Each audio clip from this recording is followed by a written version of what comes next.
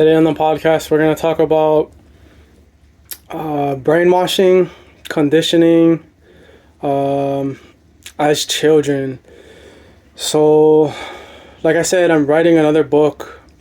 I'm not sure when this one will be done, but this was a topic that came up. This is a personal experience of mine. So I'll share the experience first, and then we'll kind of break it down, go over it a little bit. I'm sure you can probably bring up things that have happened in your past or maybe your present right now. But yeah, so the story is when I was maybe like 9 or 10, 8, 9 or 10. So around that age, I had already believed in my cultural gods. So that would be like Pele, Ku, Lono, and then Keakua. So those are our gods. And I knew that my grandma went to church. So I just asked her, oh, how come she goes to church, you know? This is before. And she said, it just helps her. I don't really remember exactly what she said, but she did say it helps her keep faith. So by this time, my grandpa had passed away already. So I think he passed away when I was like 5 or 6. So a few years had gone by already, you know, and she'd always been going to church. Yeah, so anyway, I asked her to go to church just because some things had been going on in my life. And I just wanted to see, like, oh, what is this whole church thing about? Nobody else in my personal family, like my immediate family, went to church. So we're not very religious, but my grandma and like my auntie them and my cousins, they will go to church. So I just wanted to go. So anyway, I go over there to the church. My grandma asked me, do I want to go to like the adults or do I want to go to like the kids? And I tell her I want to go with the kids, you know, see if any of my friends are there, because I did know people who went to that church and I didn't know if they were going to be there today. But so I go over there. She takes me to this room, drops me off, like, yo, this is my grandson. He's wanted to come with me to church, see what's about, this, that, whatever. So anyway, like the guy over there, I don't really remember his name, but he's like the adult chaperone. There's like a room. I go in there, introduce myself to him, like say what's up. And then I look around, there's some younger kids over there, and then there's some people around my age. So I go talk to them, like, yo, what's up, introduce myself, you know, try to make friends and stuff.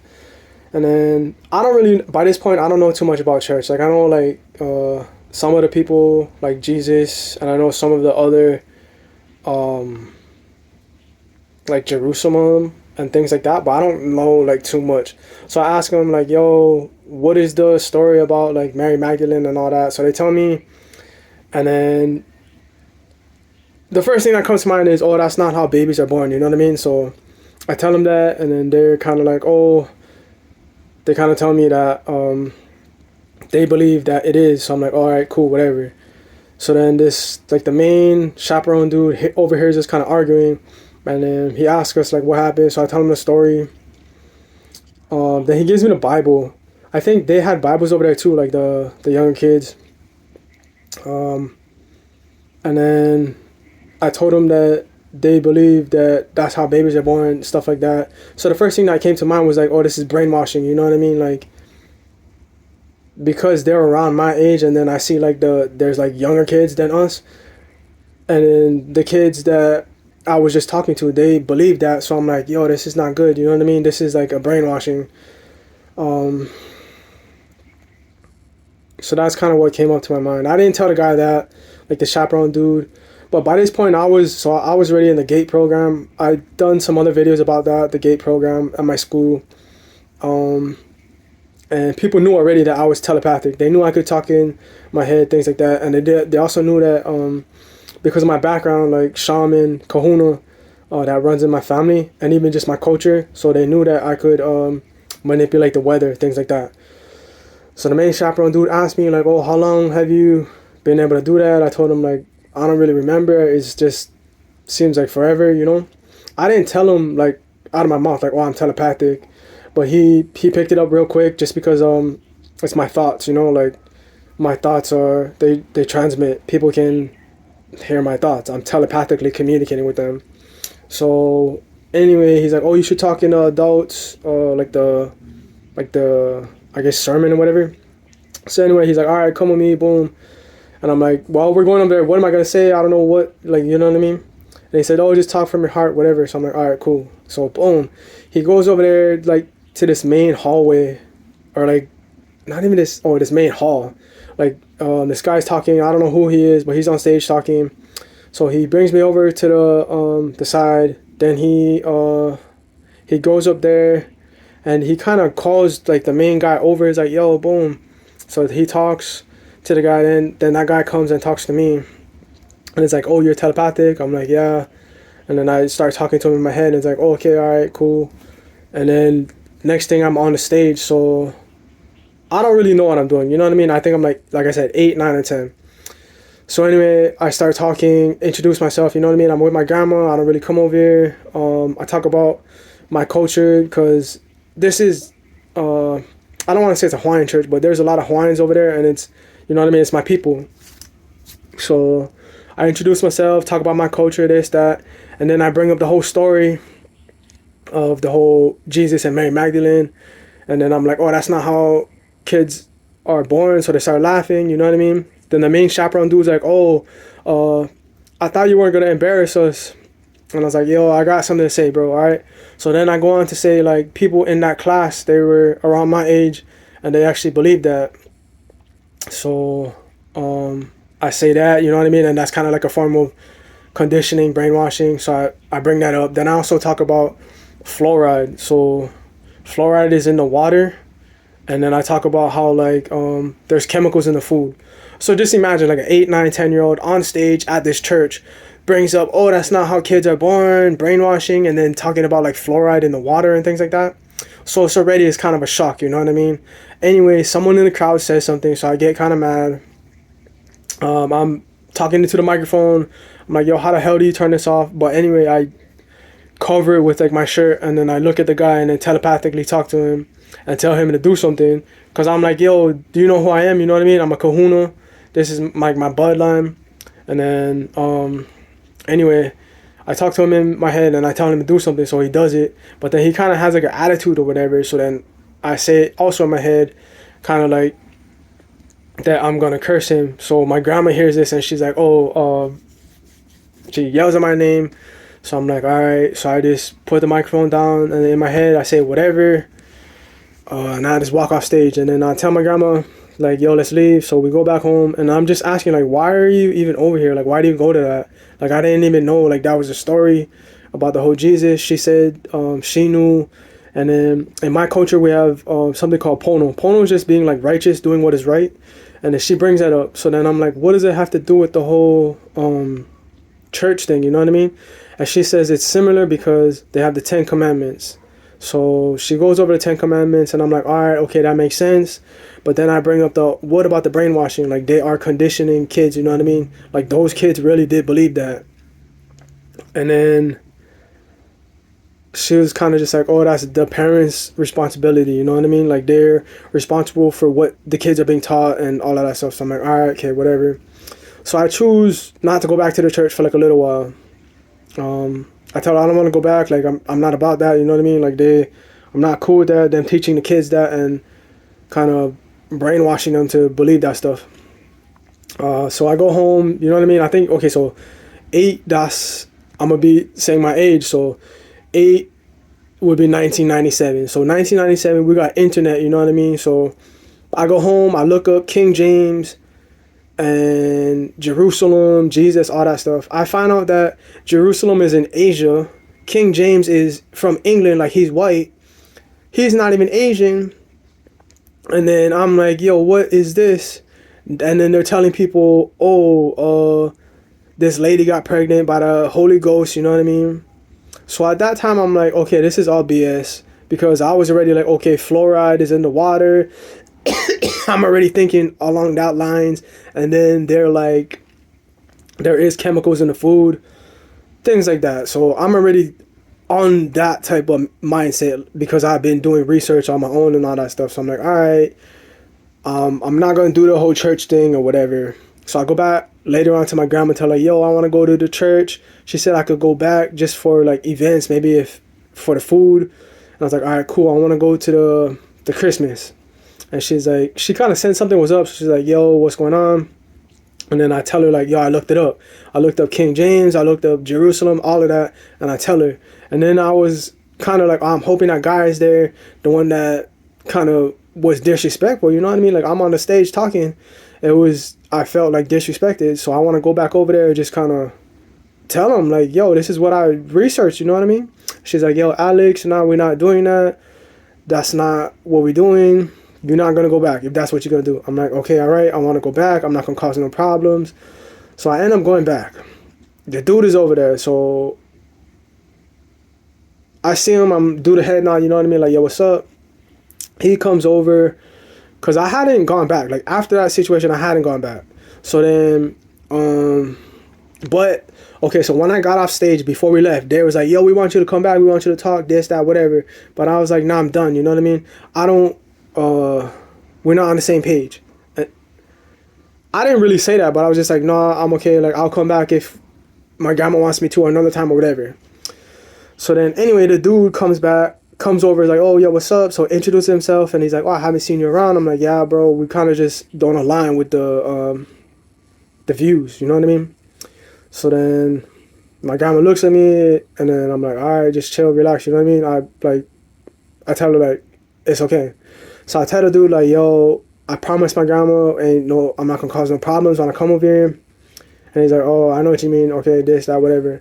And then he's like, yeah, there's some of the other kids. They told me what you said, and they believe you now. You know what I mean? They want you to come back. They want you to be around. I'm like, all right, let me think about it. Maybe every once in a while, you know? And then at this point, I'm like, all right, I'm gonna just tell you. So I told him about the Jerusalem. Then I told him about the whole, what is it? Oh, King James. And I asked him, I was like, yo, did you know that? And then he said he didn't know that about the Jerusalem. So I'm like, all right, cool, whatever. But then he asked me, he's like, oh, do you believe in God? I'm like, no, I don't believe in God. You know what I mean? I believe in the Hawaiian gods, like Pele, Ku, Lono, things like that. And then, so I start asking him questions. I'm like, yo, are you Hawaiian? He says, yeah, I'm Hawaiian. Then I'm like, do you believe in the Hawaiian gods? And he's like, yeah, he believes in them, but then he also believes in like the Jesus Christ stuff. So I'm like, all right, cool, like that's cool, whatever. Like, and that was kind of end of it. And I was just like, all right, I mean, I'm gonna just stick with the whole Hawaiian gods. And then I told him what my grandma said. I'm like, yeah, I'm cool with the Ten Commandments. You know what I mean? Like that's Pono and all of that.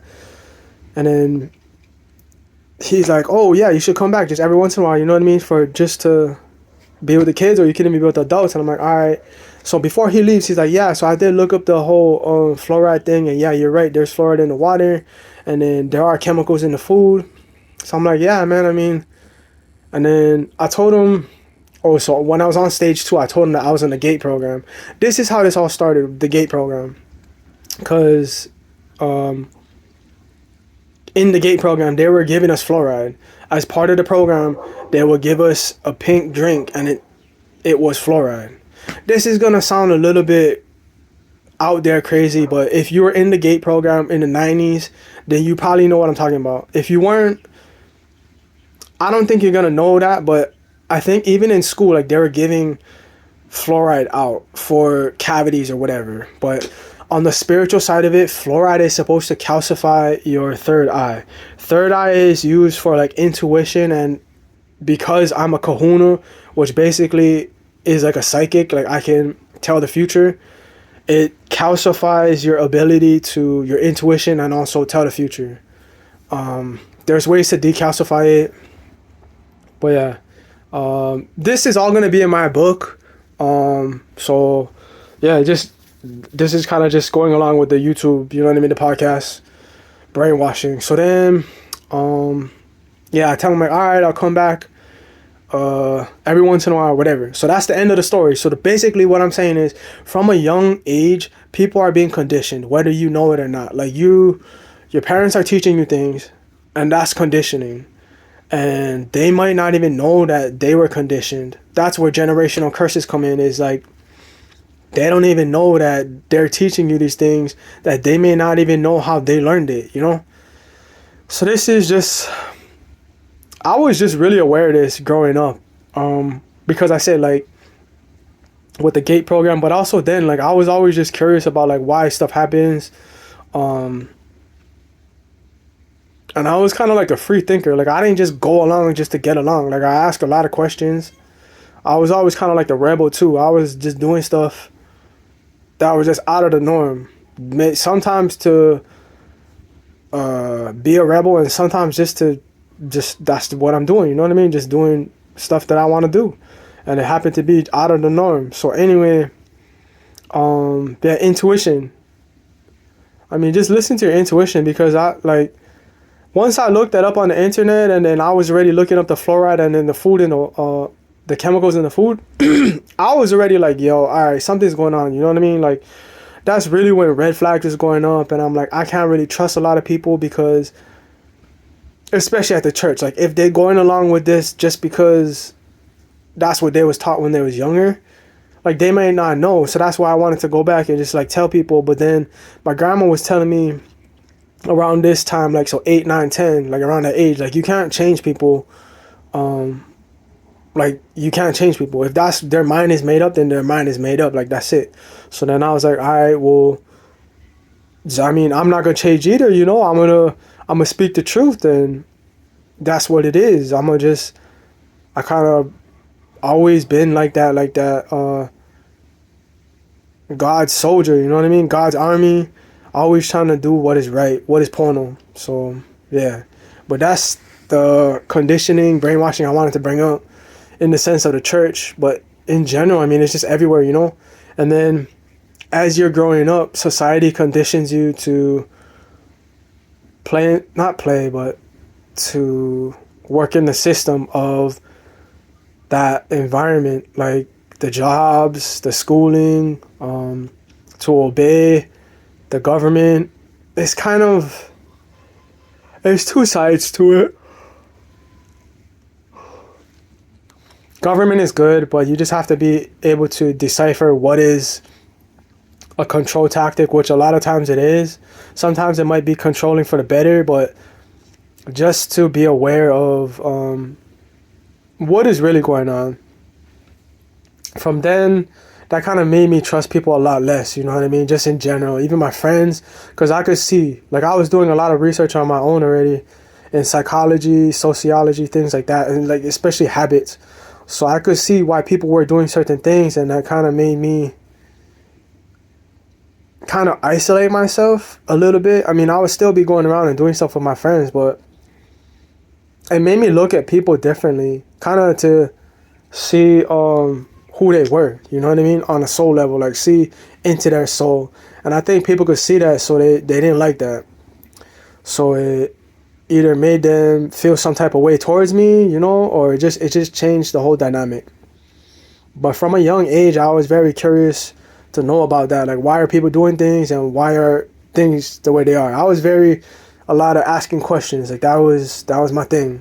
But it's good because I learned, you know, like I searched, I researched a lot of things, and I read a lot of books to gain the knowledge that I have now. So to me, it worked out in my benefit. Is good. But yeah, that happens a lot, and people just don't know.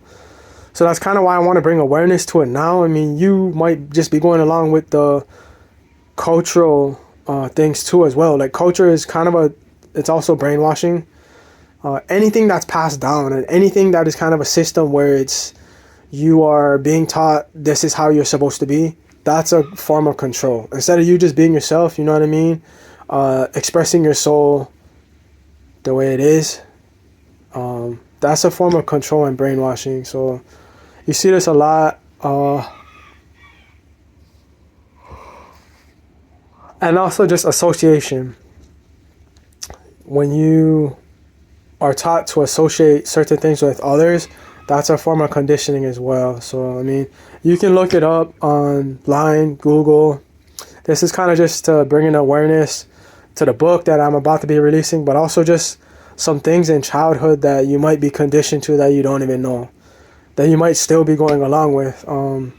You might now be going along with it now that you know some of the aspects of it you don't agree with, and you pick and choose what you want to go along with. But yeah, so I just kind of wanted to talk about that. I see it a lot now. Like, I see a lot of patterns, and I'm able to pick things up on an energetic level really quickly.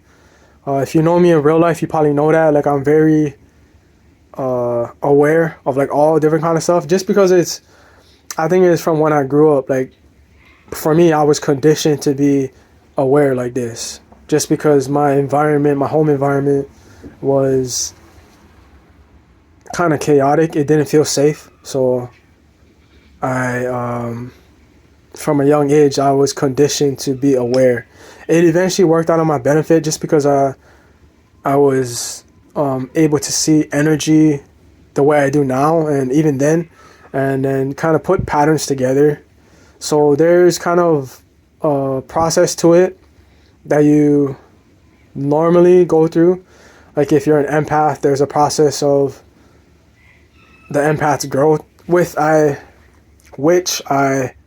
do consider myself an empath, but it's more of like a kahuna now. I've transitioned to the identity of kahuna. When I was younger, I was definitely an empath.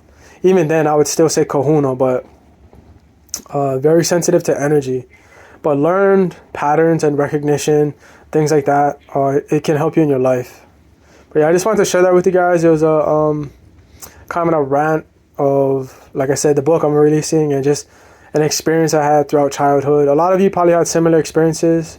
So yeah, share this video, subscribe, like. Also, go to my website for the services I offer. Check that out.